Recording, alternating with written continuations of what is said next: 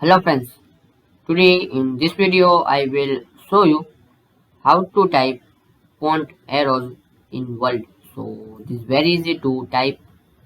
So first you need to click on insert. Now this last option symbol, so click on it. Now more symbols. So you need to font select this one. Click on this drop down and select it. Now type this character code.